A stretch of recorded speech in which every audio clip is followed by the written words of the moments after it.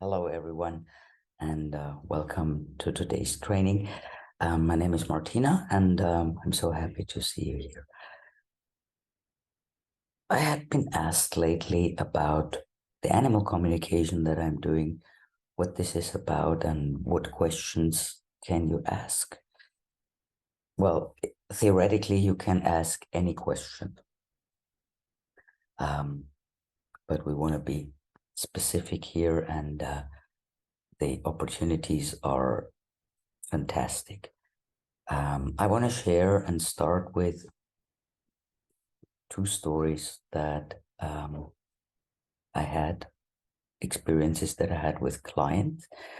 The first one, and it was one of my first patients ever, was a dog. This dog was 8, 9 years old and had developed liver cancer. And this cancer was so severe that you could see the tumor, the size of a fist, growing underneath his right rib cage.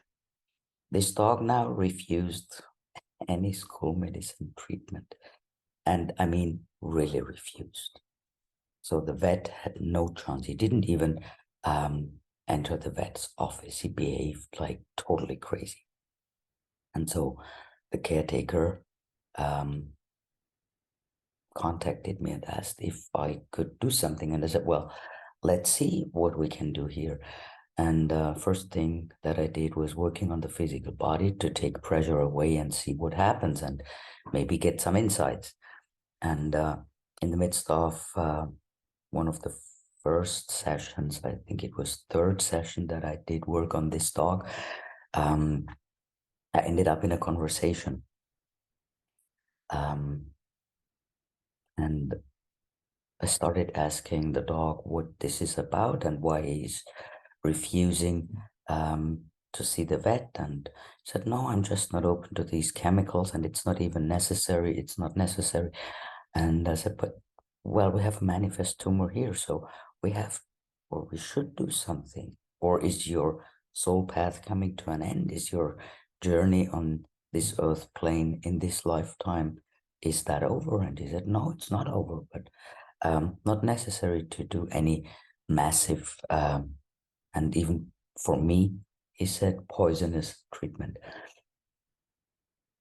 And I went away with that, and I was sitting with that and went back into the conversation and said, well, there are wonderful alternative things we could do to support your liver. Are you open to try those? And he asked about details, and so I shared about some lovely homeopathics, about some herbal things that he might take to support his liver and the detoxing process and help the tumor disappear. And after a short while he was thinking about what I had said, he came back and said, yes, I'm open to take those things. But he said, you have to promise me something. And I said, well, sure. What's that? And he came up and said, well, you have to talk to my mom, to my human caretaker. She has liver issue, and it's really severe at this point, and she needs to do something. She's tired all day, and she has lots of issues, but she's not doing anything. She's not going to the doctor. She's not doing anything. And I simply wanted to show her through what I developed, what's going on with her, so that she has some awareness. She didn't get that part, but hopefully you can translate to her. And of course, I did agree. And that's what I did. I shared with her what the dog had said. And now the miracles basically started. I mean, the homeopathics, my treatment did its work and supported the healing. But after 3 weeks, the mass that you could see, as I said, the size of a fist, was gone completely. And the mom decided to see a doctor.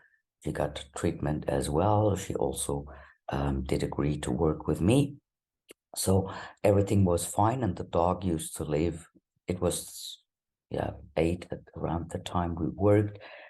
Last time I heard from them, the dog was 13. So I think that's a fantastic story of how this interaction and how my work can contribute to not only the animal's journey, but to your own journey, and how this all is connected and you cannot disconnect it. Your pet is in your life for a certain reason, and we should really find out what the reason is. Another story I'd love to share is the story of a horse.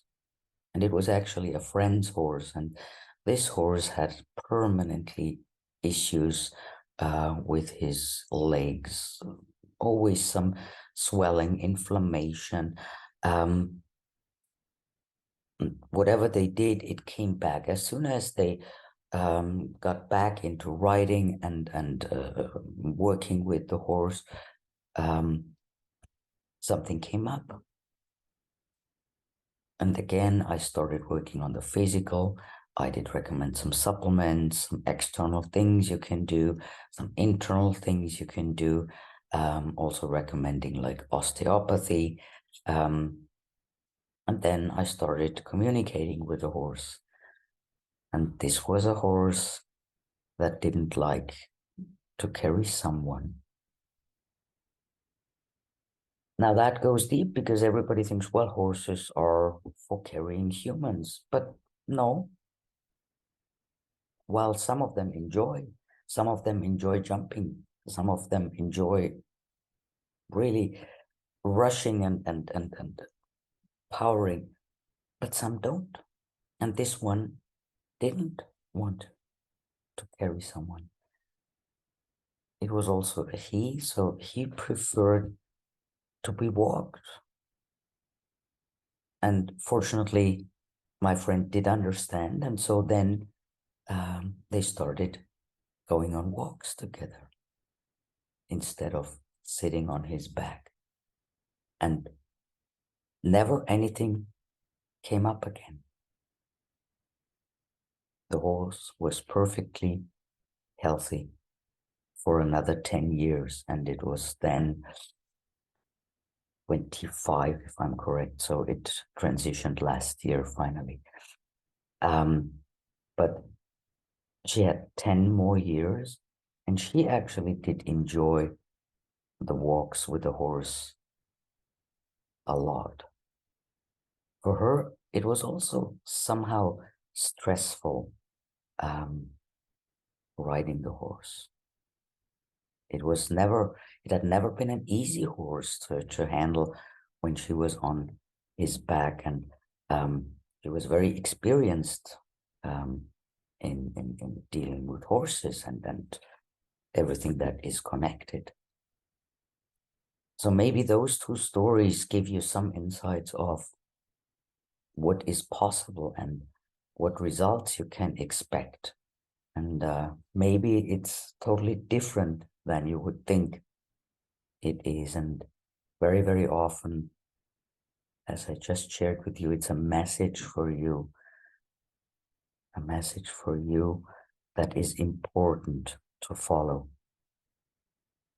They are our best buddies. They are our friends and live from unconditional love. So they take on this pain and discomfort to point us into the right direction. And if we start honoring these gifts that they give to us,